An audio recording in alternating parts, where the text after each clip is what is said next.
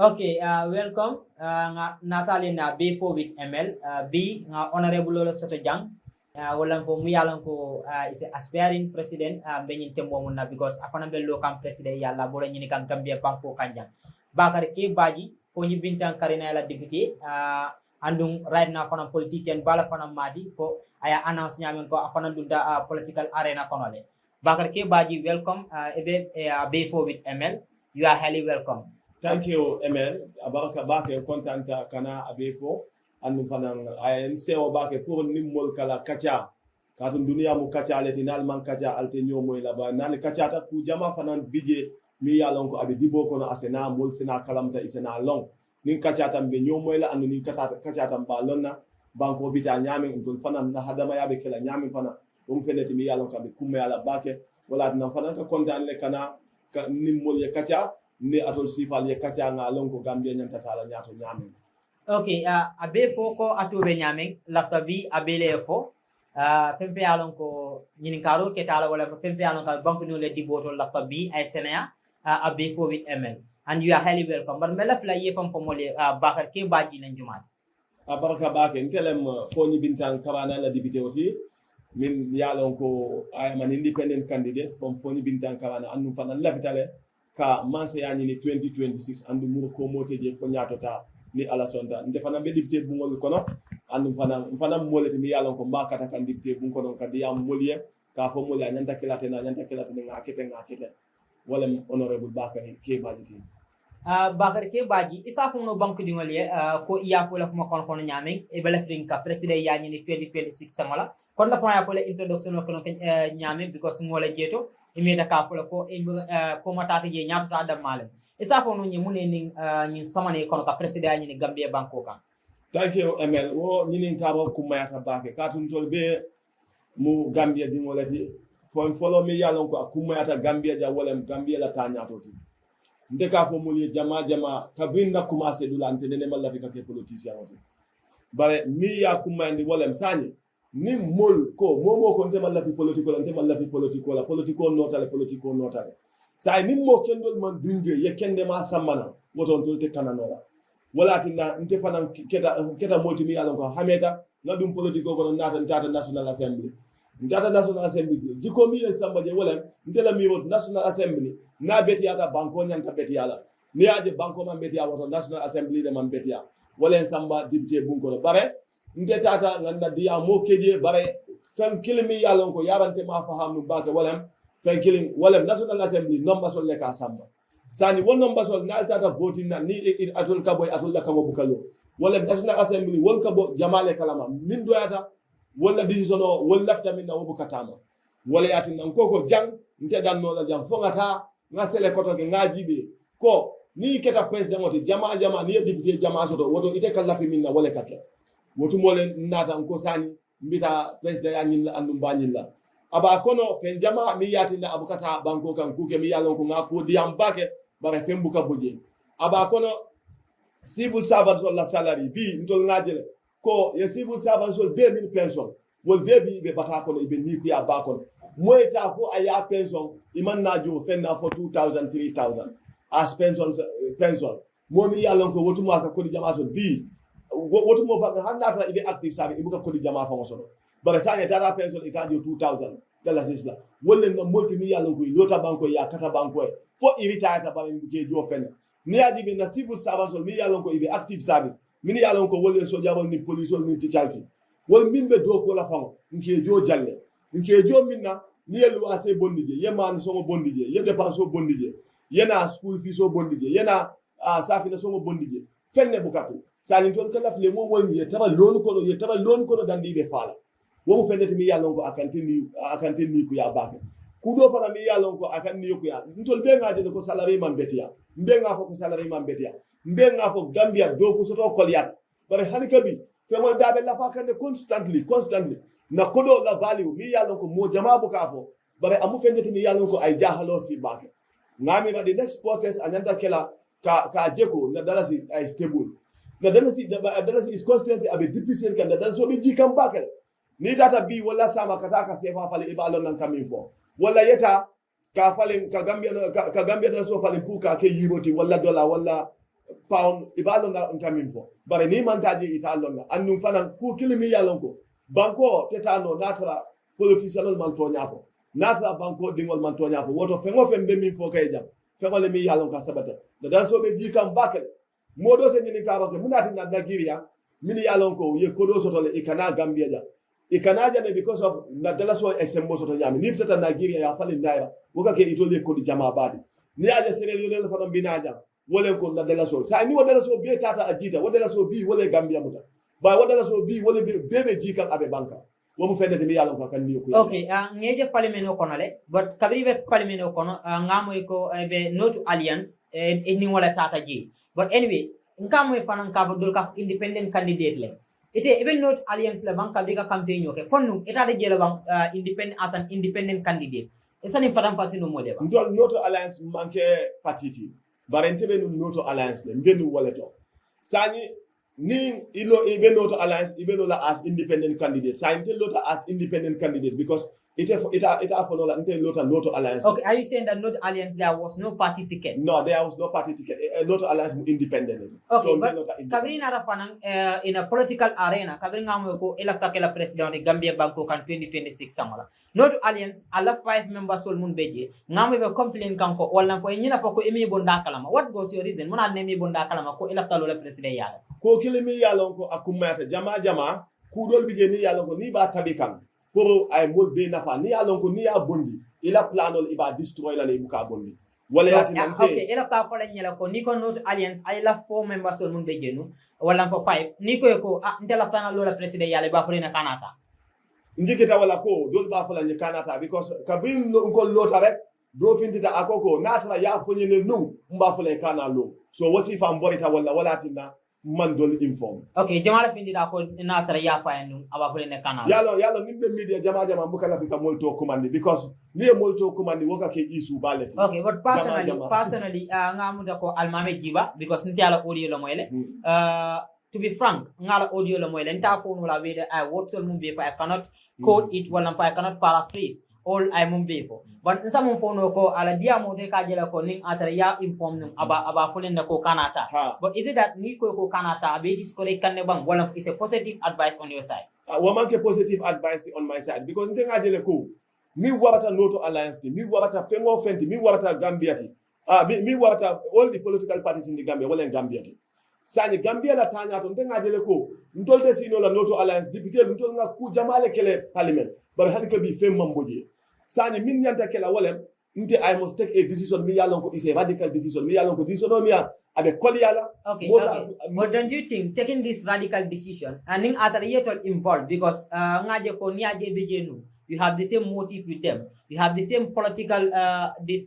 political mindset anamira wala atina ekafute manu ning atara yebo ni nyin kalama ko electa president yala nyinina don't you think they will join you about fanila influence la fayla party kan isaji development obi na nyame la political party nyin ko ani malla ko be join nan kan andu malla ko be support la kola andu komen ate fangola audio ka be afindita de amta nyame ako mbafula aya tuje andu fana na ka bin na e full conversation okay akonye ko nten aji ngaminje wala nata ntele yafonye mbafula ya tuje so wala tinna nte malla fi fangola mola mi yalon ko aben discourage da nata Gambia la tanya to le because Gambia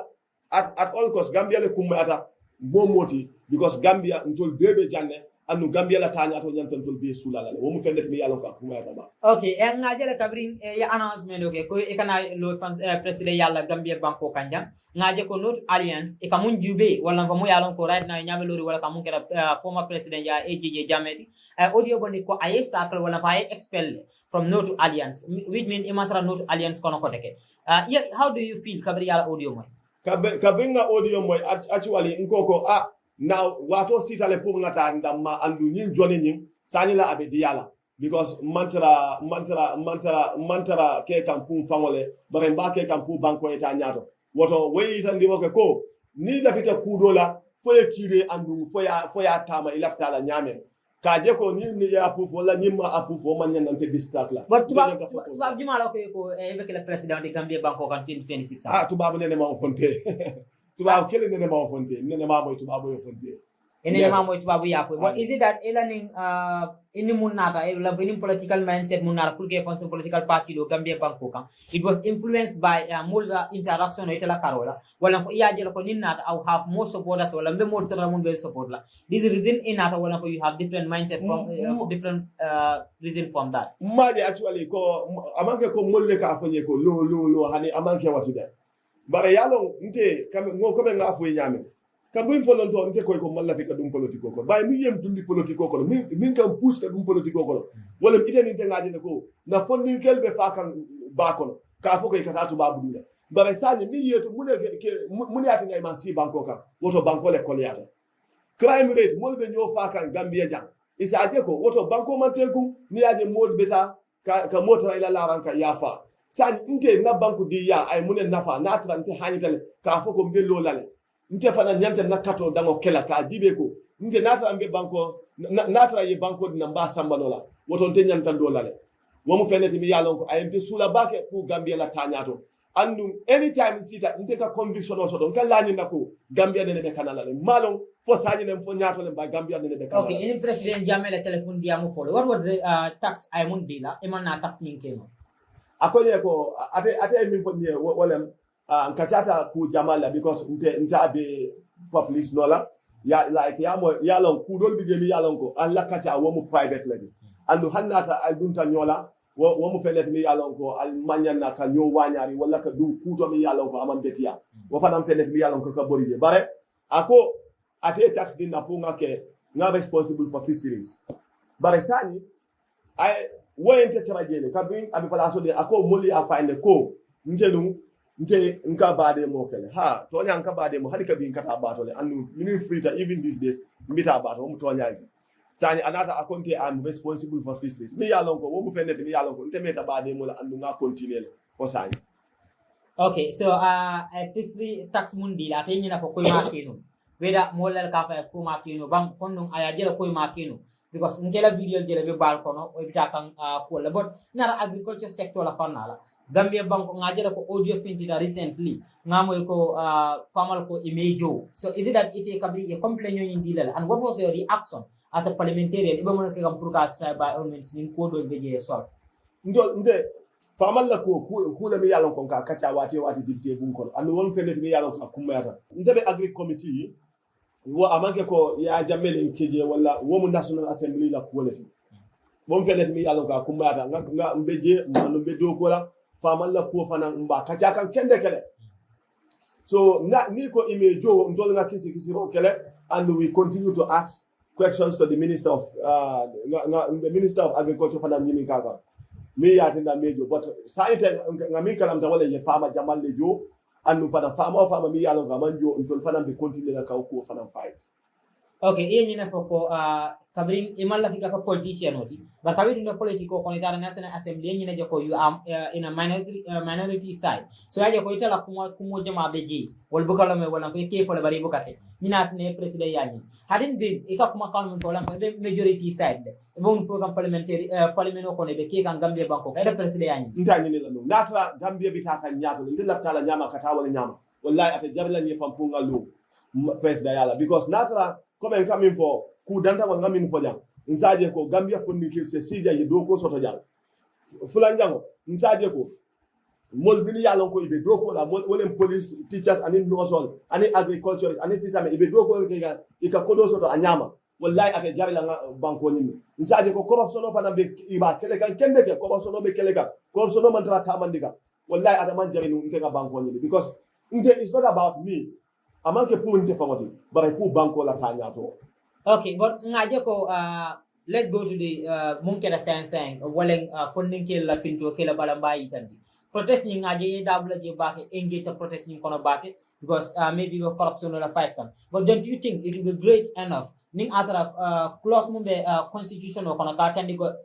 jandibe findila ka protest ka Gambia banko kan enyanta ka permit ni na police ol bulo kono to give you permit jandiba pala bita protest la atolo mona ke kan to make sure that aleni amend le wala fo alia draft ka boni na constitution kono ka falling isaje konin ke ni la ka findila they will just ask for security purpose but ita nyini kala pour police ol permit la pour ka protest la honorable Suleiman Sao yo sambanande sani ibaje la ko yara mol min doyata wol buka fe sambana National Assembly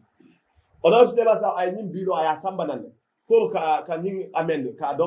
ning amende bare a felta because ndol man jama soto honorable deba sa ay ning exactly sambana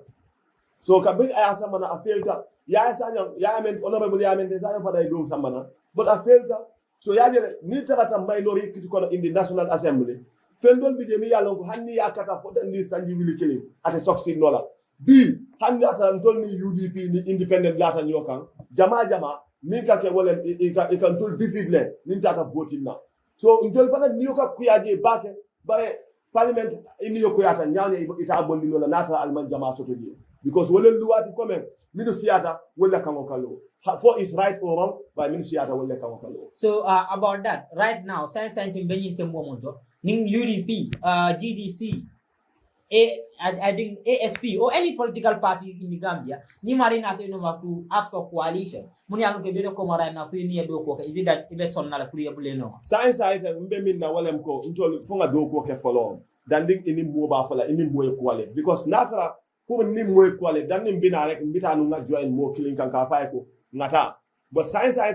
fontol fala ngata ngana structure law ngana executive law andu fengo fentol ba tala executive le ba tala general decision and also nata batala it must be based on principle it must be based on reality and be based on achievable things lela womo fenete mi yalon ka bi kuma yalla bak because ndol te lano la moka wala ni mote quality la malamina so iba fo kan right now ko ita coalition no support later welcome la no mo fo ngami fo wolem ko danding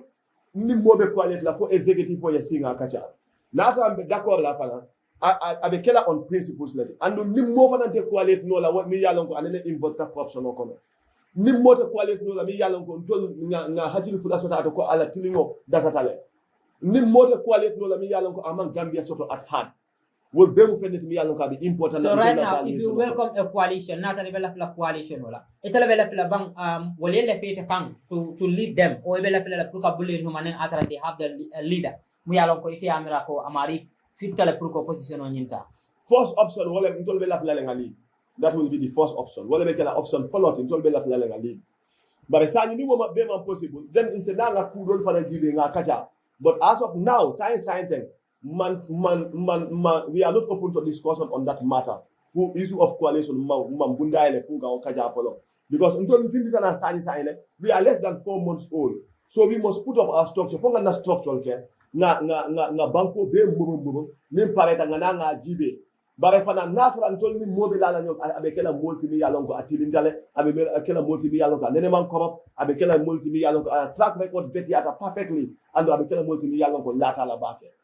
okay abe kole ala bake ka soto ni na la political party la karola anyway but ni na ka ngata Gambia Ports Authority but before ngataje protest mi yalon ko akita recently ye dabula damento min protest ni kono ngaje ko member sol mun tombong committee ni kono parliament of iman content do la kola why is it that iman content do la kola mun tombong parliament of ka ho lel ben committee ni billa ani ku ya warta bake ka binte nga wala historia ala ko tonya ani ku ya warta bake parce que hada bani ngo ni be ko kala dunia kana jibe jumale ben support la nyinka wala jumaten support la ndela principle momenti wala tonya we sabati dorong jama nte ko kilim ba fole jang ka bin ye agreement no sign pour Gambia dandi ba sign na fam ndele mo kilim wati mi yalon ko ngari jek National Assembly ka foko Gambia non nyanta tala Saudi Arabia kata katala je doko ke ngari nte man dakora kola andu hanika bi I stand my position ka foko Gambia agreement with Spain pour fonni kel yeta Spain yeta doko won fenati mi yalon nte ma agree from the onset because munem now ntol nga nyanto kele pour ka Gambia soto pour kam fa soto je ite ka Gambia no bondi janke samba Saudi Arabia to pay them $200 womu fenneti mi yalon ko nte ko anni ku ya warta baake anda ni ku yante ma talo womu fenneti mi yalon ko nte from the onset nte ngami ko be jola ko di jamal ngami ko be jola around $400 or $500 or $1,000 okay that but even wo wato fa mallafi okay that brings me to this question why is parliament silent about this Spain issue because if funding kele hamodun dilale ko be samara Spain but at the end now no one talks about it parliament mantra diam kala masakunda mantra diam kala what was the reason it's a scam my brother you don't understand the system only must scam leti imagine look at that time mo jamal le tata pour ka visa ni ka passport ni mo jamal le ko do dundi you know how many millions will you mean sort of so are you saying that government be more scam can what scam let generate fund from the this thing passport application if you know government not government la true intention no government be jilale so government hide behind certain things mini yalonko is needed by the society. So need that for your government the true call along. Nobody will want to incline towards you are assuring the Gambians that this Spain trip your Gambian will funding promise mo natakela. How many people? Equal 55 or 60 people at the time 60 How many funding me along with that passport no? How much was the application? Ning after the information also about. No, the application equal I'm affiliated. No, I'm not talking about cash. How many applications you have on the card funding? Is it 200 applicants? Well, 300 applicants, 400, 500 applicants. Yeah, Jama, it's more than that. It's more than 1,000 million apply. It's more than thousands. So among 1,000 applicants, only 50 people need are needed. So have you someone in the parliament? I mean, I don't know but now that you have someone in the parliament, you are following about exactly how many people you have followed. And is it that you guys inform those who can inform the public about it? What I mean another parliament where that one extraordinary session ya sambana what on teje. But kabi Saudi Arabia ta sambana iman number keje. They do not put there the number iman number keje. Kabi ya sambana te ngari jekla before spenta and spenta for the natural bejang nga for deputy dole ko and then reject lale. But luckily it will be that quarter. You understand? Ka fogu Gambia no data Spain. What we find me yalong ko tema support B, ma support Sama and Uganda. But don't you think Gambia no data content na ni amwe ko more money support nata is not a scam ko ya fo nyame. But just like right now Gambia be nyame, you are not leading. Ni aje bela fring ka ken leader ko ya fo nyame is because Gambia be daka nyame mon content wala. So abidaka nyame right now, still now you be happy for you to stay. Wala fe bela fela leta because Gambia la situation no be nyame. Nde bela fo minna for the situation, near situation of the GB is not encouraging. But the situation on about encourage now Gambian no nyanta dola ya falling. Gambian American no te Gambia dadala. Chinese only te Gambia dadala. German people from Germany will take Gambia dadala. Gambian no fongoli bilola. For the kill the bilola, ye concern soto, ye lafika banko kanandi at all cost. Ya jeko ntolbe doko kela jam. Manta borila na banko we are not leaving anybody here. You understand? Mo kane frustrate for la banko bla. Mo kane threaten for ya for tebe borila na banko ka. Because it's good ngatanga londo ni na outside we come back. Won fe net mi yalon ka betiya. Gambia no be fanante taranola jam fo dol yeta bantala banko ka. Bare akana kenyinti ko ntol ma soto kenon na banko ka ma fenne soto non na banko ka na banko mu fe net mi yalon ko aka crime da male fenke India no damale be business okono wala tin non tulbe takal. Okay, that brings me to Gambians abroad. Gambians abroad na ko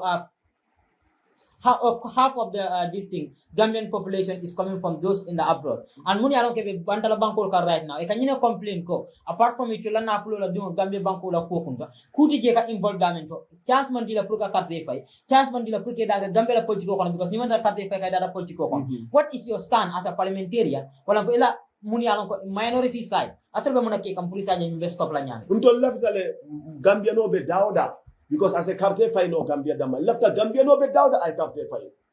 womu fenati mi yalon ko untol min diaspora ka mitino ke ka bringa mitino ke ndakota ni ndako we will allow diaspora voting but so unfortunate ka bring akwo futa na National Assembly nga fole wolungo that day I was not there but mol jama ba foka nte borita diaspora voting da womu fenati mi yalon ko lafta seli ande Gambia nte mu molati mi yalon ko nedete borila voting na and any National Assembly member we from the opposition whatever anyininka ko Bakary ne be borila voting na wa nedete borila voting na nga sango soto mi yalon ko asango ni asutiata na bake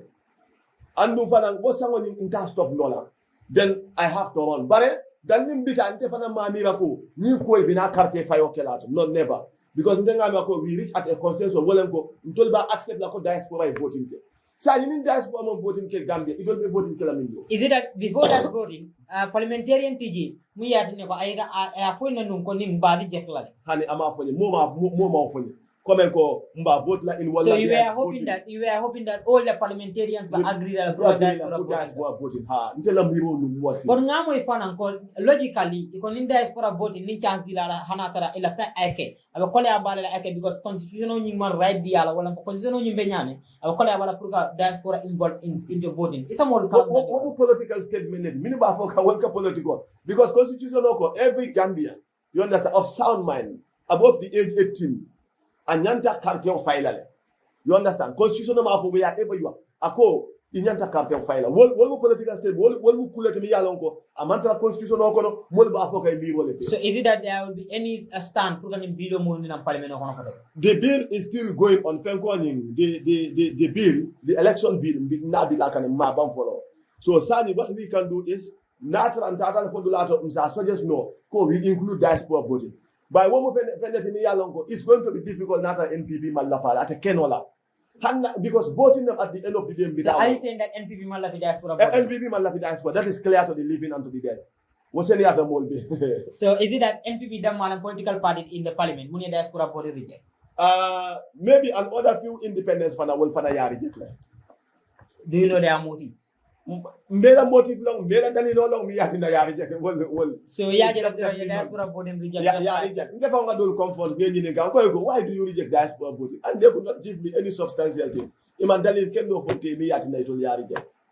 okay right now ning 2026 asitela already mba konole ning atra nata what would be your promises ebe mun promise sivala dila Gambia bank dingolla ke asot ko tabe nyin na kala nata president yasero Gambia. One of the things me yalon ko ntel hameta andu lafita kake wolem ka seno sembentu ya seno mukuba lete mo mi ye ko no control wole ka fo ibe mala nyame mi ye fu nyala wole ka fo ibe jana jibele be jana because ni wonte abanya ta lay bulu wole ba fa ibe dulamin jibele ane ite dulamin jibela so sani na banko ndo la agriculture sector wonata kala sector mi yalon ko anyanta sima ngo produce no la mole. But what as we speak right now is not the situation. So Gambia inka fengo fen kamin domo inka abondi na bantala banko ka. B kelo be dunia kono. Sani may God forbid but nata kelo tata atata into all these countries in Europe. Na jele ko faringo wati do accepta because faringo nung akabona Ukraine because Ukraine la kelo. Sani ni kelo spread ta wanyama. Mbajela ko na mano abuka bona njang. So mano da be sebla. Jama mulka fo na mano datala itante minti buka otalano fo natra ntolle nga doku Gambia jang den umsa tala ila funoni ita mobile ita tamati sani ita le ba decide dola jellem iba wafilan ntata fo na ila mobile iba wafilan nan so mano fa ntol buka produce ntol abuka bo Gambia jang so ntol da fa lambe mano talala e aka bonan dame wonka wafi damina ika wafi wala bare hanika bi won venete mi yalo ko fo ngse seno bunda sembentu ya Senegal fana ye strategy do ke mi yalon ko joma fa ye strategy killing ke mi yalon ko strategy kumata bake wolem ayajibe mano mbatala la nyadi in Senegal the businessmen wolum molete mi yalon ko they have middlemen ikamano tana dame modol le beto tema mi yalon ko wolle kamano tana ya di itola ya sama Senegal so wole kat na mano ka sere bake sani ye min ke wolem ye middlemen on ye wolle bondije ye Senegal businessmen they link them direct ye link company can direct so sani middlemen ti minu katina ICR so wala tina Senegal fana ala mano dadi okay wari ela parliament sidin kon wala fo ngela video dol jibe nyina foko manya na masakunda tentu le development wala why because na kodo ngamin yo tax na ntolle ka tax collect we do everything ntolle ka yes but if something EFM for like ATM stuff like that man face of free no more won fendete mi yalon ka kumayata bake because adibe ye ntolbe nga kodo ka fon bele nga kodo ka fon ngadi ite kafo ite le press down nkoy ko ke ta nyi sana nga paso bedi la ta nyi sana ya sama moli jembe bulo ko sle mbe don na mba fola abaraka won fendete mi yalon ama sense me wala tina ika ye kodo landi bank ye kodo landi bank yata masingo ye kodo dida ye bulo ko si masingo ye ka fa baraka masingo ye na kodo min dinna so eta ATM wo tentino la because ayela kodo dila ye min doko ya keje po ay landi yeji ando ate fada ya interest tajele already sani wo government officer ntolle kejo ntolle ka fengol beke sani itol fata la travel itol le resta bela ya development o samana ko do min bibul pour ya samana mu hani ka bin ka bulo ko so but why is it difficult na tara bola nyama why is it difficult that ako kole ya baka pour man sakunda nga development mu nyinin ka buli yake why nto lokko do le be bulu just like example o mun di ni la bank ila ko do le be la nji no one will stop you from using that money on anything that ka use munna why is it so difficult ako kole ya baka pour to le man sakunda kaninga fa ali nyinke yoke atara ko na ko do mu yalo ko nga ka ka ngadi do le be bulu mansa kunna la first objective ni sita mansa ka wala ka hadaba digol joyandi ka tul joyandi ka je ko itol le tamun tolti wala itol lafta fe ngo fenna wala nyanta tamala sani ka je ko itol fana mu ike fanke alan dignity ya understand so that itol se bula itol no marek blindly ka je ko itol kan tol febo le ayata itol bukan tol febo so mansa kunna ka fang mulun tonya wasifal sa ni te malo isafu he nin aba kata kanjele because nga fo enjane ko nin tol na long the true color of this government nde bondi la semboto bare ika mabo fende koma mi yalon ko abe difficult la pour mol yakalam ika mabo mona koma ika mabo min koma fende mi yalon ko is not realistic fengo mi yalon ko amanke to nyamal ika ni yitandi mol la ko atol mun tol la molleti so tol bal sola chicken chain namba sola domandina pour allier bola noma wat yo wat so ni e bansa kundi ay domandin dila ite se bulo sani ajibe gambia la politiko nata nyami ikatale foni election sita ye development din sambana ikamabo wolle koma sani ikata foni election sita ye 5000 3000 ya dida isafo ni lafta e kapte fayni fo ye domandin dinna so wo domandin way kamindi ali e kapte fayli atelier na bat afoni next 5 years wo mu feneti mi yallo ko gambia nyanta move la from that nin jamano be damen mo man nyanda mo nyame na because ay londo soto mo man nyanda mo nyame na because adadi atale mo nyanda mo nyame na because dunia bele yalo nyanta reality face la na nyine to nyati ngata mo kan way wobe kol yala nata mamul kalamtandi mamul reorient mo be la ko do su nyaka still you are clapping for that individual wo mu feneti mi yalo ko ni ku yakala how do you feel about the sale prices of the Gambia's asset mi ya wafi wo mu so nya la mi ya wafi sungolem mi ya sang afana mu so malati ya understand because simply ite ni ko nyente ko Bakary ibatu ngani mobile wafima mba fola imba ngani ngani ga jala ya fonye 10000 mba ya fonye 2000 wala 200 mba fola hani atuje simply because mba lo ni mobile tambita wala sani ninte son tanga sang hachilo manyindi na ko ite ya sunya na wala tinai ba wafika nyin dadi mala wala tina ni tata luwato ni e fengo wafi ya di sungola ika sungo muta ikete fana muta ya na ite mi ya sang ike mutale. But will you call this stealing even in command la suñarola because niajibe masakunda la jorane ko ya fo nyame ika wafi mun makoturo da ba fo ya fo nyame ay ni ngala ko jambe tala ni dika no government na property la andu ngakana ko logically government politician on bodaje wala ko leader mun bodaje walta mu joran ni kabaro bodaje leader mun kana logically walta be ko la joran ni mas banko la karola ben titi masakunda la joran ya wafi nyame suñaro isa ko manino ala ko sa ita ko manino la suñaro le parce que inyanta wafi la bi transfer anyanta sen yala mol bema because jama fe wolem ni ye kenya ton kote amanke ko itele tamu dunia beti amanke ko for instance na ni fengo fe mi soto taji itele barakole yasima amanke woti fengo fe mi yala ko government ya soto anyanta tamala nin silo minna na fota wala problem onata wala tinna ni kodo fengo fe mi soto taji Gambia non nyanta na tamata nyame bare ka foko mtele president on ilafta nyaaw nyama mbake la nyama ngafo adinasda ko ali fengo fe min diata alake fengo fe min diata ite dunia kono ake bay wallahi lumbina ate bayla muk ibe manale wallahi ibe manla lundolem ye minister do press ya dibite do natanga ko nyego he mansa kunda kodo ka domo aman sonia nka ko that is exacting nka minfo minister do ko nyego akoyego ite ni di amta wati do aka kele ko ibe sili ngoni iba boylana nka ko hanide atol fengo fe diata atol yake do ron alaw masalati mi yalon ka buka hawja moma andu naye mutalungo minda itafula moye womu feneti mi yalon ko ntol be nga hatilotu jama fengo kumayata bake lafta gambia nata e badi ngobe mansa kunda walla itewi be mansa kunda afaye ko jama fengo aya tuje fengo mi yalon ka ma do ko kanata because nun kini aba fono la ngafo dole ko hannali fata albe kaburo ko alla kulol ni kodo alkaminta albajola that's not compromise okay hani fare ba kaburo ko ela kulo mun tama sakunda ko do bajola but anyway ite apart from ite right now koya ko nyame ite jumala je Gambia banko kanjang it trust amunna ilata la yam to kasa Gambia lead no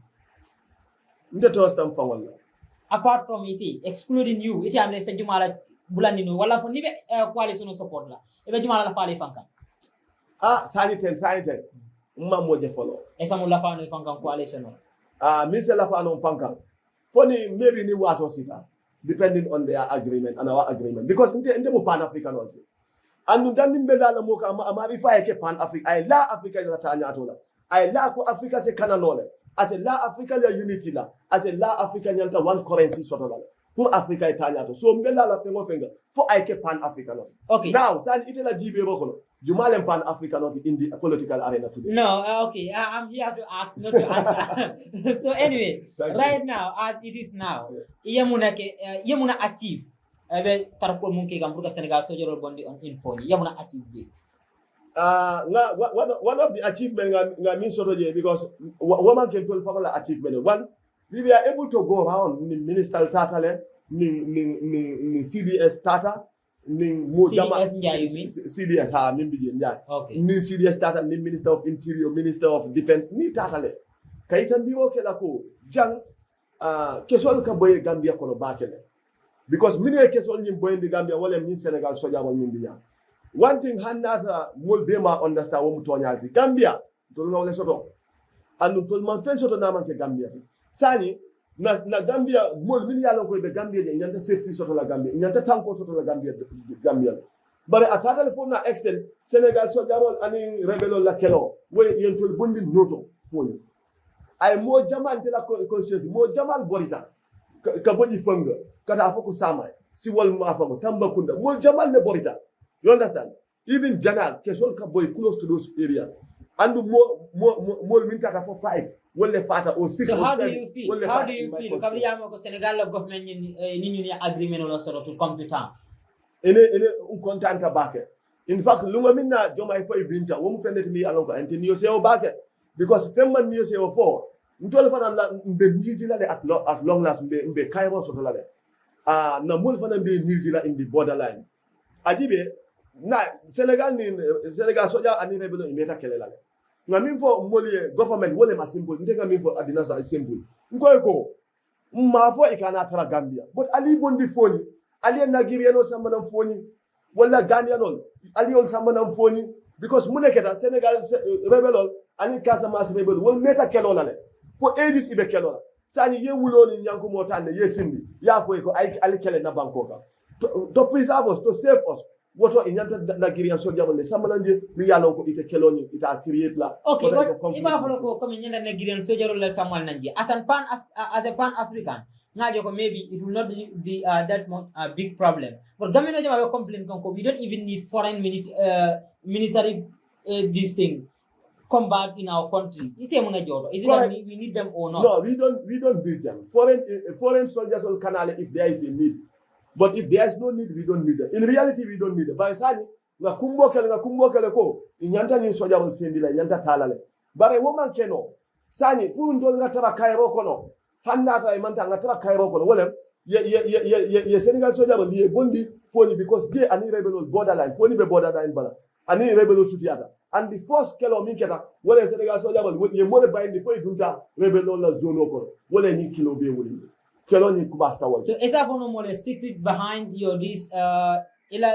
generosity and come even more come for la carola dad because to be honest mundi modol kachara sojaro dol ka funyo ko PIU officer dol ka funyo ko ke tarasi dol kanne e ke bulandi ke sambali plan yana ko parliamentarian o jama bukate parliamentarian moto jama ka tammi tarasi dol ka bukan sika so but e ko wato wati ite every time dol ka funyo ko ka witness la many times ni tala do ko la ete ke la moto fandi tol dalla ani modol pour ke sambe be damento muni la secret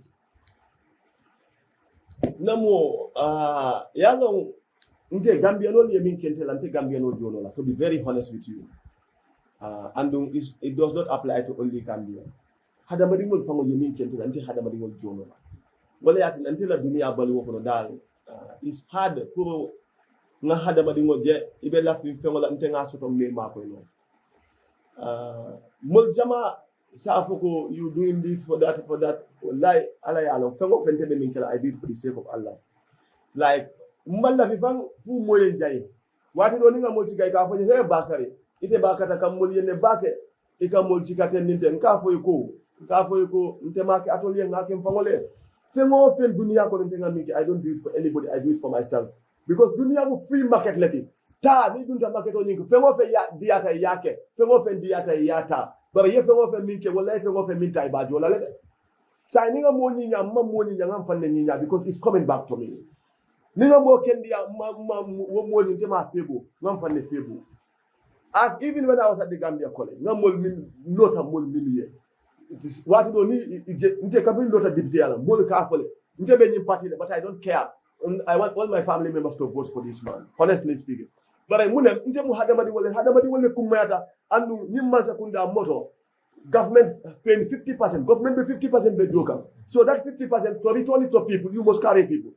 pour ya return to people you must carry people fo hadamadi wol samba andu hadamadi wol kumadi ni hadamadi wol mtem ni Gambian njete nyim moto soto la so fo woy etra hatilo kono aning students fana they are innocent boys and girls ni yalon ko ka trasi lokan nka fota je wati don kallo ke cikangi famoto wati don kanna turako ndeka waleta ngata lo bikama dan ni bol ba kalam tala ko ni mu dibdele ata ngam jama jindi you understand but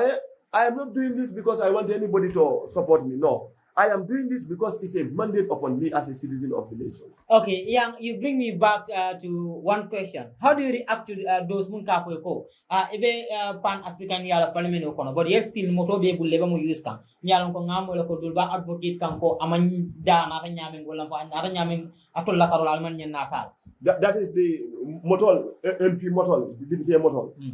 Wo mo fenete ni yalon ko tonya jamale ka correct.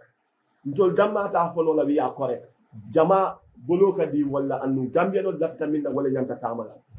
baraka bini moto nata first ntol man ni moto la ko sign it was signed by the fifth legislature wala ya sign ko ni moto nyanta nala second ntol tata wato minna ayata the procurement process wo bantale at the time it terminate nola ko pour kanyem moto sa wayata so meaning you have no voice ni na moto la karo at that time I have nothing to say secondly ntol dafta ni nako ni moto nata do insa wafi no ninga wafi 2.5 million natra ibasanda ninga wafi no then ninga wafi 2.5 million I can use 1.5 million I can dig many boreholes in my constituency and 1 million on it we can use that and buy a vehicle but kabini motor for that right the first thing you mean for all them motor you cannot sell them because government is paying 50% and we are deducted we are also to pay 50% until fana be 50% government be 50% and kudo fana bije mi yalonko is very very sensitive. Hanna trantema ni motota every month even deduct $22,000. Hanna from mata every month even deduct $22,000. So meaning hanna trema motota right now moto ni nako do be kala bondi le abe bondi na account. Now I start with my executive officer in the constituency. Ngeni ninka ko this kind of issue I diam jama samba sali nyanta mo nekala. They give me the concept ka foni ata. Wala yati na ngata. Okay, meaning ila mol fon la ko yata wala yata. So but it is different. Parliamentarian o jama be mun be jibelo right now. Ñun dol be jela mol fo ma kalam ko moto bina la moto tina ngol ila mol ya moto jebul la straight. What advice do you have for them? Like even as of now I go around my constituency on a dialogue with the people to nimol ka kachale. Like hadamadi ngo itata nyame puka campaign o ke molie. Pour ye karte di la inyanda tala ini mol kacha dia mola wasangosang is a dialogue with the people to is okay no wala tina mbe dibitel be ya marga momo sakata ye dialogue with the people to yake ini mol se kacha na ini mol kacha albe ku jama mola. So but okay that bring me to this dibitel mun yalo ko ni mol man tala kacha how so are they representing their people? Ko ya tare namo yalo Gambia bare sa ni mo fala ye député ni ya tombo nyame wala problème oti wala tina député danta be tombo na nyata kisi la bake kana jibe ko ni mum badi ngoti wala nit ñi bota parti kilin wala nit ñi bota bafa wala na ay ñew lon okay but when silani politician o do la jamala bake because of e ka wortol mum fo ni kana mo le lo nyame before you become a politician jama be je ni na foi palaso mara mo le lo nyame ani be nyame ngal palaso mara waka ke sangol in bank wallet okay so modol bije as I speak to you right now oda modol bije mi yalo ko wolma haji soto na manke ka kodo bayinde kodo dum mota soto la kodo ni hachilole ka kodo si mom bare ko do ni ya bayni nyaanya ita sohla anu fana ni fata ibe sambal ini ko ditata idam male bita ini la dignity ini la bunya wonde bita so walati na won fenete mi yalon ko we must be careful so that because sama itebe mu no la mu ka foy ko alikate fay ibe mu no la bi nyaadi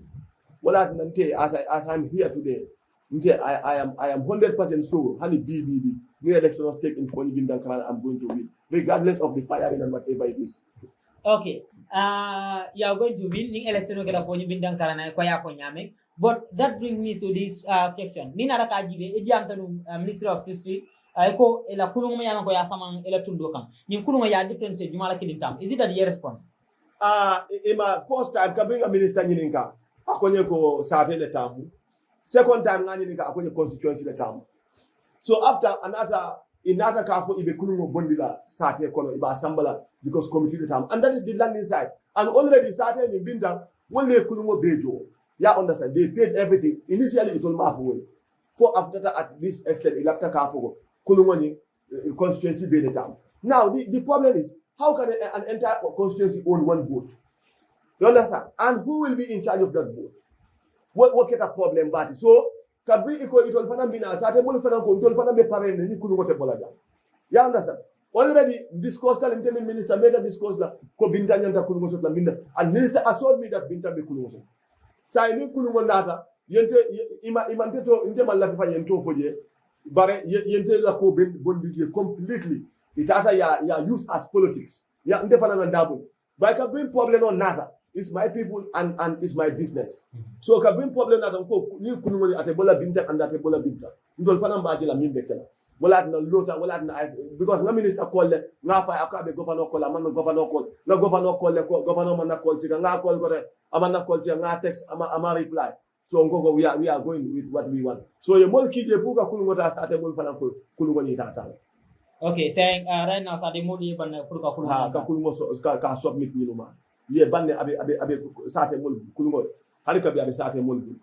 Okay, saying about that because ngajelo ko itebe fisri la mafon la ko jamme post ko jamme post je nyame but yen na ko you will not be inferior or wala you will not be puppet to anybody right now covering even not alliance kon is it that if anaka jamme la advice follow wala be ko bulata la command no. That is in the history. What Tarik quality? I think I have opened a new chapter. I know. Come you know be prepared to anybody. Yes. But not not alliance level. And that time come when not alliance ga jamela follow. So man for time jamme fanana influence party na ko abe karandi la ku jamal wala be ubla ka tala fanam no man. Akon di amda si akile. Yes. So what be ku jamal for that. Ka jambe ku si akile. Mon ngam ka executive meeting every time. Executive meeting jama fa onte wotumo nkabisi dem muka mabe executive meeting jama to muka mabe. Don't you think at that time your political motive dola sora muni to tawo kile wala ne buka mabe wala ya no man political motive sora bare ya lo nte la ko be nyame wolem ko nim banko la meeting no national assembly nata man pressing issue sora muka absent so I am always there nkataraje. Okay. But what about itol la meeting atol comme la 5 members all no meeting on kama be jele andum fanangu bi meet unto la 5 members all nka meeting no kele online nka meeting no kele physically ngene ma absent but almame ko alla iboka meeting on ma be di nka ma be amume there was no meeting ngene almay fa nka and conference call ntele ke be connect ko ntol be nga conference call I ntele ka okay and so why don't you this thing involve them kabri kan e some political party no Munad na may involve because man la fi any moyen to distract. Man la fi the mission is clear. The mission is not about no to alliance. The mission is about the Gambia. And the mission is about liberating the country. And whatever it takes, that was what I want. Man la fi moyen discourage on the struggle to liberate our country. Okay. And ninte fana mo for liberate. Ninte banko liberate no la. So fonga for liberate follow than ninte banko liberate. Okay, we are almost in 2026 and saying Gambian local political party recognize muna o monkey la party la karula follow. Name,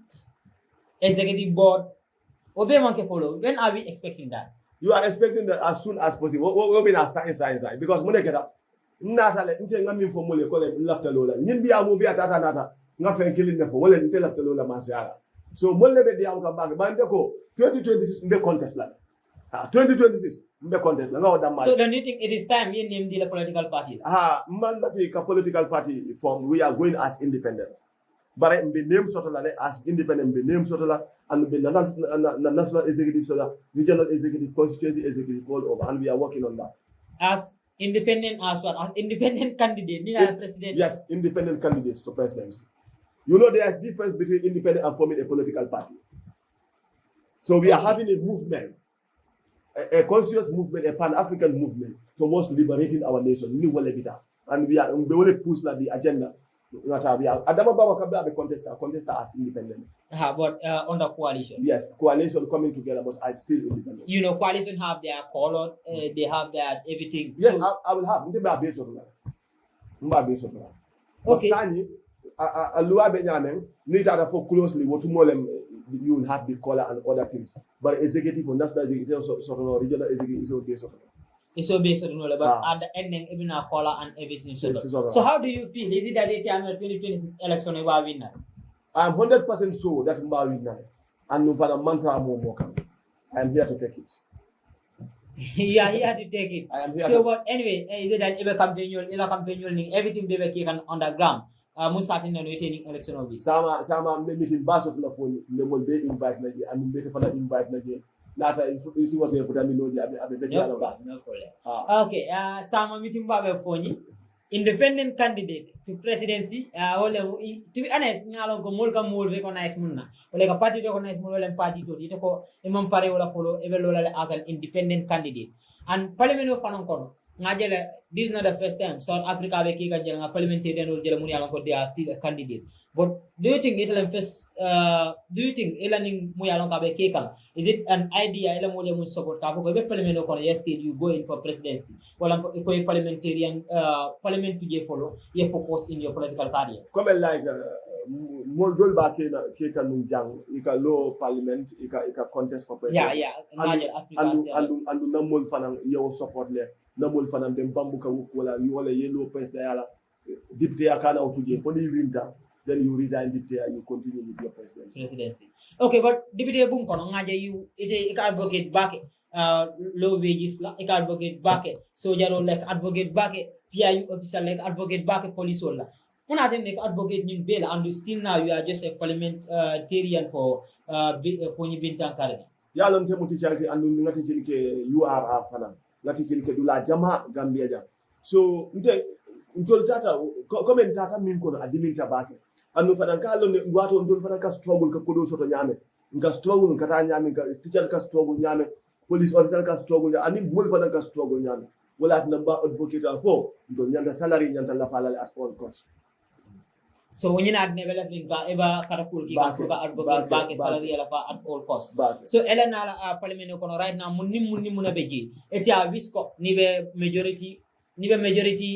this thing kono munni muna beji ya wis mu yalan ko it come to time wala fo ya achieve one of the things is the corruption okere fengo fe mi yalan ko any investigation wala any report mi yalan ko audit ya sambana nyanta respect la andum nyanta resolution of pass la pour implement immediately won fenete mi yalan ko lafta la bake bare abuka keno ani nata ante fana sawo lota salary nyanta la fala automatic without nata ante sawo lota le marchandise fana nyanta talala nata ante sawo fana lota le won fenete mi yalan ko dinningol fonnigel min ka Gambia college ba min ka jika institution university nyanta do ko soto la Gambia ja.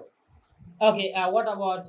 this may be our last question, but what about ite muna je this thing na Karola protest mi yalan ka be kekang Mustafa ke dabo mum bondi right now currently story mum post ni story nyin kabringa ajanjanta naraka jale to mondiro gale munu tombong timo nyin committee nyin jumala ko man die bela munu bondi committee kon amage ko hadama dinga ko man dia okay jumala stage la position ni jala on beti aji chia la position ndenga ma nyanta falinda le chia because NPP malla fi way chia even vice chair ko honorable Badjie nte la mi vota nyanta bolaje ndenga mi recommend wala Suebu Touré ay ke chiati because it's more neutral because ninga jibe mol mi yalon ko ila party involved tani ko ko wol man nyana kila chair and vice chair nte la mi vota. Okay, thank you so much Honorable Bakary Badjie. I'm content about ang Yisoro Jang, ABAY4 with ML. and inshallah mbele flan ni sore jan sinya jamala pour isaje na ka kumodol ka befo mi alon ko gameno nyanda ko la moy ete mona soro ka fo gambia di ngole mona be kila conclusion oti wala ko nyina be kila remark ka di gambia ba fa la gambia lole alinga unite nga banko samba nyato kana left jibe kana right jibe nga jibe mimbe banko na fala banko la nyato ta wom be la sulole momo ni be capte fay nyina ko ite ini mario tema nyine moti mi yalon ko ase gambia banko samba no ala baraka bake defana contenta kataral fejang thank you abaraka bake thank you so much ABAY4 with ML la jibe kan SS Media TV albola jibe kan thank you so much inshallah the next time